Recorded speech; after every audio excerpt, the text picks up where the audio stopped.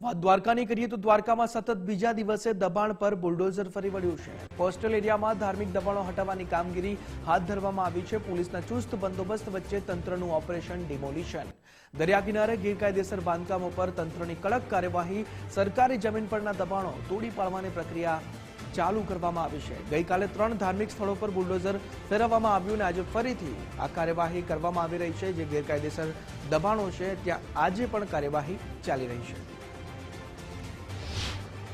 યાત્રાધામ દ્વારકામાં દાદાનું બુલડોઝર આજ સતત બીજા દિવસે પણ ફરી રહ્યું છે। ખાસ કરીને જે વરવાળા ગામ છે ત્યાં દરિયાઈ વિસ્તાર છે, જે સેન્સિટિવ વિસ્તાર છે, ત્યાં એક ધાર્મિક જગ્યા છે, તેમનું હાલમાં દબાણ દૂર કરી દેવામાં આવી રહ્યું છે। આપ જોઈ શકો છો કે બિલકુલ જે આ સરકારી જમીન ઉપર ગેરકાયદેસર દબાણ હતું અને દરિયાને બરાબર અડીને જે છે આ દબાણ કરવામાં આવ્યું હતું। સરકારી તંત્ર દ્વારા હાલમાં ડિમોલેશન કરી દેવામાં આવ્યું છે। ચુસ્ત પોલીસ બંદોબસ્ત કહી શકાય કે અંદાજિત જે 500 મીટરના એરિયામાં જે પોલીસનો કાફલો છે તે કોર્ડન કરી અને જે આ સેન્સિટિવ જગ્યા છે તેમની દેખરેખ નીચે છે અને ચુસ્ત પોલીસ બંદોબસ્ત સાથે હાલમાં ડિમોલેશન થઈ રહ્યું છે।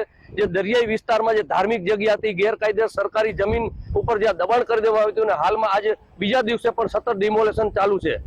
અનિલાલ, ગુજરાત ફર્સ્ટ, દ્વારકા।